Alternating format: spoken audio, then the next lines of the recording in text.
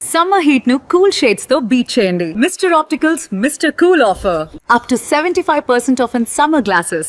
వీసాలు అలాగే యూకేలో ఉద్యోగ అవకాశాలు స్పాన్సర్షిప్స్ ఇలా ఇప్పిస్తానంటూ తమని చీట్ చేశారంటూ ఇప్పటికే యూట్యూబర్ నందూస్ వరల్డ్ నందూస్కు సంబంధించి ఆమె భర్త మీద కూడా ఇప్పటికే పోలీస్ కేసు నమోదైనటువంటి విషయం తెలిసింది. అయితే ఇప్పుడు గవర్నమెంట్ కూడా ఈ ఇష్యూని చాలా సీరియస్గా తీసుకుంది. పోలీసులు కూడా తమ ఇన్వెస్టిగేషన్ను పూర్తి స్థాయిలో కాన్సన్ట్రేట్ చేశారు. ముఖ్యంగా లుక్అవుట్ నోటీసులు జారీ చేశారు. అయితే ఇప్పుడు వీళ్ళని యూకే నుంచి ఇండియాకి తీసుకొచ్చి అరెస్ట్ చేసే అవకాశం ఉందా? అసలు లుక్అవుట్ నోటీసులు ఏ విషయాల్లో జారీ చేస్తారు తెలుసుకునే ప్రయత్నం చేద్దాం. మనతో పాటున్నారు హైకోర్టు అడ్వకేట్ నాగరాజు గారు. నాగరాజు గారు నమస్తే అండి. నమస్తే అండి. నాగరాజు గారు, గత ఒక వారం 10 రోజుల నుంచి కూడా ఎక్కడ చూసినా మీడియాలోనూ సోషల్ మీడియాలోనూ ఒక యూట్యూబర్గా ఫేమస్ అయినటువంటి నందుకు సంబంధించినటువంటి కేసు గురించి పెద్ద ఎత్తున డిస్కషన్ నడుస్తుంది. నిజంగా వాళ్ళకు వచ్చినటువంటి ఆ సెలబ్రిటీ స్టేటస్ని ఇన్ఫ్లుయెన్సర్గా ఉన్న వాళ్ళు ఈ విధంగా ఒక క్రైమ్కి పాల్పడి చీటింగ్ చేసినటువంటి పరిస్థితుల్లో వీళ్ళ మీద ఎలాంటి శిక్షలు పడే అవకాశం ఉంది? ఇప్పుడు ఇది ఓన్లీ ఎఫ్ఐఆర్ స్టేజ్ లో ఉంది కాబట్టి క్రైమ్ ఇన్వెస్టిగేషన్ పోలీస్ ఆఫీసర్స్ చేయాలి. ప్రధానంగా ఇన్సిడెంట్ లో నందు స్కామ్ అని చెప్పి మనం అంటున్నాం. ఇంకా ఇక్కడ ఉన్నటువంటి రమనందన అని చెప్పేసి ఆమె పైన వీళ్ళ పైన ఏదైతే ఆంధ్రప్రదేశ్ ఇబ్రాహీం పట్నం పోలీస్ స్టేషన్ లో క్రైమ్ రిజిస్టర్ అయింది. ఇంకా వేరియస్ పోలీస్ స్టేషన్స్ లో కూడా క్రైమ్ రిజిస్టర్ అయినట్టు తెలుస్తుంది. వీళ్ళు యూకే మరియు ఇతర దేశాలలో ఏదైతే స్కామ్ చేసిండ్రు అనే అలిగేషన్ ఏదైతే ఉందో ఇప్పుడు ఇది ఫైనాన్షియల్ ఫ్రాడ్ కిందికి వస్తుంది. ఫ్రాడ్ ఏదైతే ఉందో ఎస్టాబ్లిష్మెంట్ చేయాలంటే పోలీస్ ఇన్వెస్టిగేషన్ కంపల్సరీ కావాల్సి ఉంటుంది. ఒకవేళ కంపల్సరీ అయింది అంటే వాళ్ళను ఇన్వెస్టిగేట్ చేసే పద్ధతిలో కోర్టు పర్మిషన్ తీసుకొని వాళ్ళకి లుకౌట్ నోటీసు జారీ చేసే పరిస్థితులు కోర్టు ద్వారా లీగల్ గా యాక్షన్ ఈ విధంగా ఉంటుంది. తర్వాత వాళ్ళకి లుకౌట్ నోటీస్ ఇచ్చిన తర్వాత అంటే ఫస్ట్ ప్రైమా ఫేసి వాళ్ళ ఇన్వెస్టిగేషన్ పూర్తి అయిన తర్వాత కోర్టు పర్మిషన్ తీసుకొని లుకౌట్ నోటీస్ జారీ చేయాల్సిన ఇష్యూ జరిగితే అప్పుడు తర్వాత వాళ్ళను ఇంటర్పోల్ కి కంప్లైంట్ చేసి లుకౌట్ నోటీస్ ద్వారా వాళ్ళను స్వదేశానికి పిలిపించి ఇక్కడ ఇన్వెస్టిగేషన్ జరిపే పద్ధతి జరుగుతుంది. అంటే ఇక్కడి నుంచి అక్కడ ఉన్నటువంటి పోలీస్ అధికారులతో మాట్లాడి వాళ్ళ ద్వారా ఇన్వెస్టిగేషన్ చేసే పరిస్థితి ఉందంటారా? ఇంత సీరియస్నెస్ ఉందంటారా ఈ కేసులో? 100% ఫైనాన్షియల్ ట్రాన్సాక్షన్స్ ఏదైతే అకౌంటబిలిటీ ఉంది కదా, ఒకరికొకరికి ట్రాన్స్ఫర్ అయినట్టు స్టేట్మెంట్స్, బ్యాంక్ స్టేట్మెంట్స్ కానీ ఇంకా ఇవి ఉన్నాయని చెప్పి అలిగేషన్స్ ఉన్నాయి కాబట్టి ఖచ్చితంగా వాళ్ళ కన్వర్సేషన్ అవన్నీ కూడా పోలీస్ వారు గ్యాదర్ చేస్తారు. ఇప్పుడు కొత్తగా సవరించబడ్డటువంటి క్రిమినల్ మేజర్ యాక్ట్స్ ఏదైతే ఉన్నాయో బిఎన్ఎస్ఎస్ అంటే పాత సిఆర్పిసి పద్ధతి ప్రకారం ఈ ఫైనాన్షియల్ ఫ్రాడ్స్ మీద చాలా సీరియస్ గా కొత్తగా మనం అమెండ్ చేయడం జరిగింది. ఖచ్చితంగా చట్ట ప్రకారంగా ఆ ఇన్వెస్టిగేషన్ జరుగుతుంది. ఈ జరిగిన తర్వాత వీళ్ళ అకౌంట్స్ కూడా స్క్వీజ్ చేసే పరిస్థితి ఉంటుంది. ఎందుకంటే వీళ్ళ ప్రాపర్టీస్ కూడా వాళ్ళను హోల్డ్ లో పెట్టి వాటిని కూడా స్క్వీజ్ చేసే పరిస్థితి ఉంటుంది. వీళ్ళ ప్రాపర్టీస్ కాకుండా వీళ్ళ బినామీస్ ఎవరన్నా ఉంటే వాళ్ళది కూడా డిటెక్ట్ అయితే అవి కూడా చేస్తారు. కేవలం లుకౌట్ నోటీసు వాళ్ళు రావాల్సిన అవసరం లేదు. ఉన్నటువంటి పరిస్థితులలో ఫస్ట్ వాళ్ళ అకౌంట్స్ ఏదైతే ఉందో స్క్వీజ్ చేస్తారో ఈ విధంగా ఇన్వెస్టిగేషన్ జరుగుతుంది. వీళ్ళను జ్యుడిషియరీ కస్టడీ కూడా వీళ్ళు 14 days తీసుకోవచ్చు. ఒకప్పుడు కస్టడీ తీసుకోవాలంటే కోర్టు అనుమతి చాలా కష్టతరం ఉండేది. ఇప్పుడు కేవలం ఈ ఫైనాన్షియల్ ఫ్రాడ్స్ కానీ ఈ సైబర్ క్రైమ్స్ కానీ ఇట్లాంటివి ఉంటే కొత్తగా ఉన్నటువంటి బిఎన్ఎస్ఎస్ పాత సిఆర్పిసి ఏదైతే చట్టం అనుకుంటున్నామో 14 days కస్టడీ తీసుకోవచ్చు. It may be extended up to 1 month వరకు కూడా తీసుకొని ఇన్వెస్టిగేషన్ చేసి బాధితుల పక్షాన న్యాయం జరిగే దిశగా చట్టాలను వాటిని, ఎందుకంటే మారుతున్నటువంటి క్రైమ్స్ ఆధారంగా ఈ కొత్త చట్టాలలో ఈ ఒక దాన్ని పొందుపరచడం. నాగరాజు గారు, అందరికీ ఒక అనుమానం ఉంది. ఎందుకంటే లక్షల కోట్ల రూపాయలు స్కామ్ చేసి బ్యాంకుల్ని ప్రభుత్వాలను కూడా మోసం చేసి విదేశాలకు పారిపోయినటువంటి చాలా మంది గనులను మనం చూస్తుంటాం. కానీ ఇప్పటికీ కూడా వాళ్ళ మీద అక్కడ ప్రభుత్వాలు కానీ అక్కడ ఉన్నటువంటి ఇన్వెస్టిగేషన్ సంబంధించినటువంటి ఆఫీసర్స్ కానీ పోలీస్ కానీ లోకల్గా అక్కడెక్కడ కూడా వాళ్ళని పట్టుకొని విచారిస్తున్నటువంటి పరిస్థితులు లేవు. అలాంటిది ఇప్పుడు ఈ నందు అలాగే ఆమె భర్త మీద అంత సీరియస్గా ఈ కేసును టేకప్ చేసి వాళ్ళని అక్కడ అరెస్ట్ చేసి ఇన్వెస్టిగేషన్ చేసే పరిస్థితి ఉంటుందా? ఇది జరిగేదైనా? అలా ఇలా రకరకాల అపోహలు ఉన్నాయి.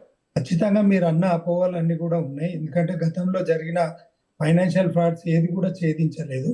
కేవలం సోషల్ మీడియాకు, పబ్లిక్ డిస్కషన్స్ కు పేపర్ పబ్లికేషన్స్ కు కానీ అంతవరకే పరిమితమైన సందర్భాలు ఉన్నాయి. కానీ పోలీస్ ఆఫీసర్స్ కు ఖచ్చితంగా వాళ్ళకి పవర్స్ ఉన్నాయి. వాళ్ళ పవర్స్ కనుక వాళ్ళు ఎక్సైజ్ చేస్తే ఖచ్చితంగా ప్రతి కేసులో కూడా న్యాయం జరుగుతుంది. కానీ ఒకవేళ పోలీస్ ఆఫీసర్స్ కనుక వాళ్ళు సరైన విధంగా ఇన్వెస్టిగేషన్, ఓన్లీ వాళ్ళకి పవర్ ఉంది ఇన్వెస్టిగేషనే, ఆ ఇన్వెస్టిగేషన్ ప్రాపర్ గా చేయకపోతే హైకోర్టులో రిట్ జ్యుడిక్షన్ ఫైల్ చేసుకోవచ్చు.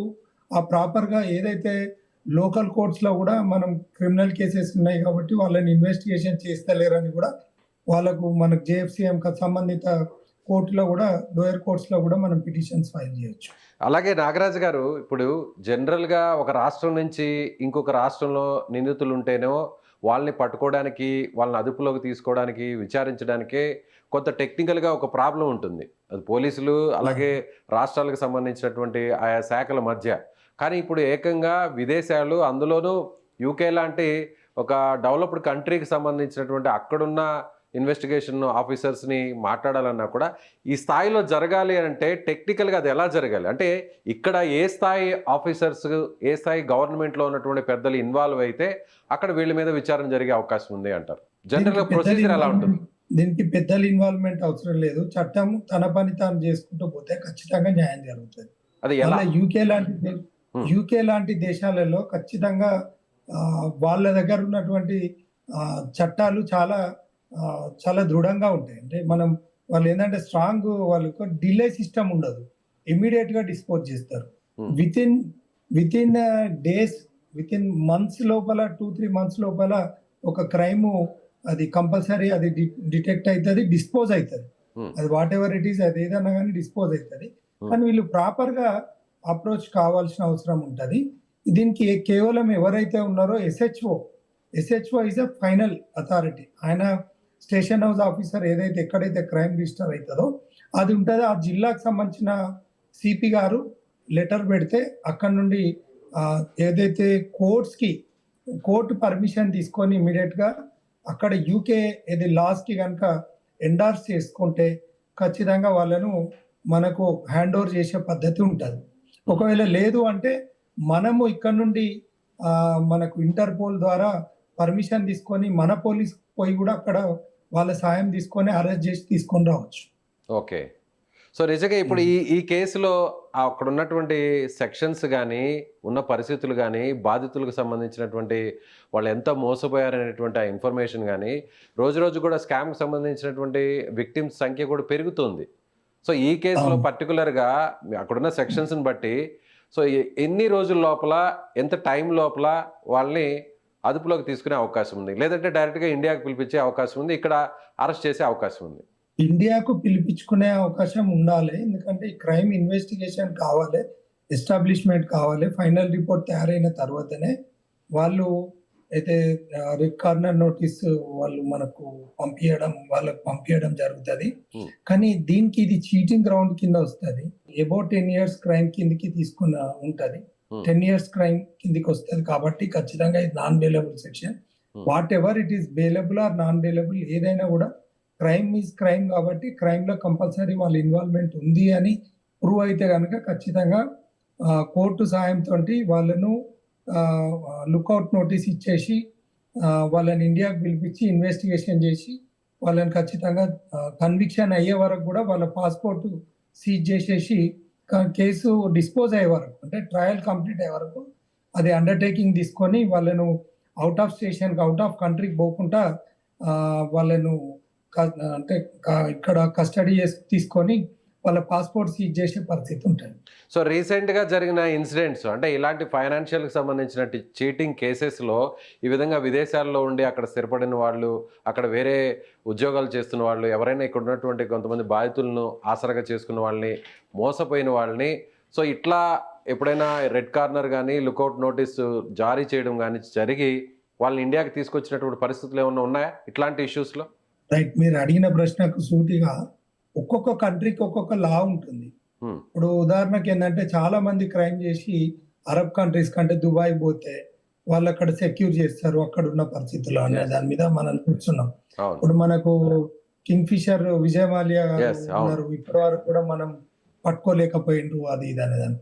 అయితే చట్టంలో ఉన్న కొన్ని లొసుకులు వాళ్లకు అనుకూలంగా ఉన్నటువంటి కొన్ని లొసుకుల అంటే ఆధారంగా ఇదే విజయ మాల్యా గత కొన్ని సంవత్సరాలుగా ఇదే లండన్లో ఇదే యూకేలో పబ్లిక్గా ఓపెన్గా తిరుగుతూ ఇక్కడ గవర్నమెంట్స్ని ఇక్కడున్న న్యాయ వ్యవస్థలను కూడా సవాల్ చేస్తూ అతను ఇంటర్వ్యూస్లో మాట్లాడడం, మీడియాతో మాట్లాడడం, సోషల్ మీడియాలో మాట్లాడడం మనం వరుసగా చూస్తున్నాం. కానీ మనం ఏం చేయలేక నిస్సహాయ స్థితిలో మనం అందరం కూడా ఆ చోద్యం చూడాల్సిన పరిస్థితి ఏర్పడింది.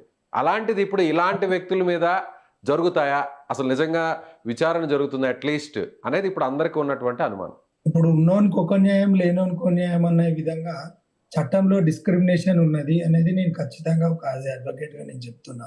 ఎందుకంటే ప్రాక్టికల్ గా మేము ఒక జ్యుడిషియరీకి తోటి బార్ బెంచ్ రిలేషన్ లో మేము చూస్తున్నటువంటి అంశాలలో చాలా మన భారతదేశ చట్టాలలో ఇవి పురాతనమైన చట్టాలు, ఇవి ఆధునీకరించాల్సిన అవసరం ఉంది.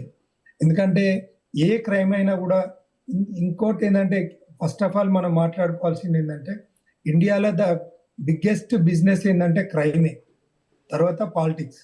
ఈ రకంగా ఏంటంటే ఈ చట్టంలో ఉన్నటువంటి లొసుకుల ఆధారంగా వీళ్ళు తప్పించుకోవడం జరుగుతుంది. కానీ చట్టంలో కొత్తగా మొన్న సవరించినటువంటి చట్టాలలో క్రిమినల్ మేజర్ యాక్ట్స్ లో బిఎన్ఎస్ఎస్ సిఆర్పిసి ఏదైతే అనుకుంటున్నామో ఖచ్చితంగా కొంత అమెండ్మెంట్ చేసిండ్రు. చాలా సివియర్ పనిష్మెంట్స్ ఉన్నాయి. ఈ ఫైనాన్షియల్ ఫ్రాడ్స్ కింద మాత్రం కొంత బాధితుల పక్షాన కొంత మేలు జరిగే ఇన్వెస్టిగేషన్ ఫెసిలిటేట్స్ కల్పించిండ్రని చెప్పుకోవచ్చు మనం. ఓకే, సో ఫైనల్గా కంక్లూడ్ చేద్దాం సార్. అంటే ఈ బాధితులకి ఇప్పుడు ఒక హోప్ అనేది ఇవ్వచ్చు అంటారా? ఉంటుంది. ఇప్పుడున్న సెక్షన్స్ ప్రకారం కేసుకు సంబంధించిన పూర్వాపరాలు పరిశీలించిన తర్వాత యాజ్ ఏ సీనియర్ హైకోర్టు అడ్వకేట్గా సో ఖచ్చితంగా విక్టిమ్స్కి న్యాయం జరుగుతుందని భావించవచ్చు. చట్ట ప్రకారంగా చట్టంలో ఉన్నటువంటి ప్రొసీజర్స్ అన్ని కూడా ఫాలో అయ్యి ఒక పద్ధతి ప్రకారంగా పోతే, ఎందుకంటే ఇది సివిల్ క్రిమినల్ రెండు కేసెస్ కూడా వస్తాయి. రికవర్ ఆఫ్ మనీ కూడా వేసుకోవచ్చు, చీటింగ్ కూడా వేసుకోవచ్చు. ఈ రెండు కూడా పద్ధతి ప్రకారంగా పోతే, ఒకవేళ పోలీస్ ఇన్వెస్టిగేషన్ ప్రాపర్గా జరగలేదు అంటే హైకోర్టును ఆశ్రయించి రిట్ పిటిషన్ వేసుకొని ఒక పద్ధతిగా ఒక సినారియోగా పోతే కనుక ఖచ్చితంగా బాధితులకు న్యాయం 100% మనీ రికవరీ అయితే అవుతుంది. Right sir, thank you so much. Thank you.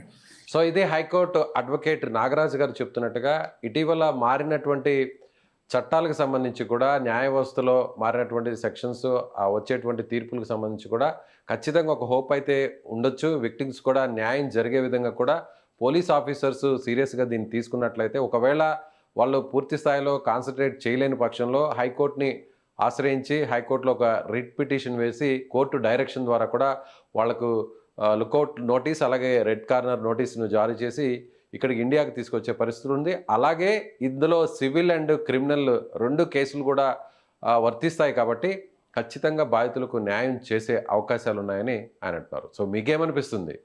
నందూస్కు సంబంధించి ఆమె భర్త మీద వచ్చినటువంటి ఆరోపణలు, కేసులకు సంబంధించి రోజుకు పెరుగుతున్నటువంటి బాధితుల సంఖ్యకు సంబంధించి ఖచ్చితంగా బాధితులకు న్యాయం జరుగుతుందని మీకు అనిపిస్తుందా? ఇలాంటి సెలబ్రిటీస్, ఇలాంటి సోషల్ మీడియా ఇన్ఫ్లుయెన్సర్స్ చేస్తున్నటువంటి దురాఘాతాలు, చీటింగ్ సంబంధించి కూడా మీ దగ్గర ఉన్న ఇన్ఫర్మేషన్ని కామెంట్ చేయండి. Thank you.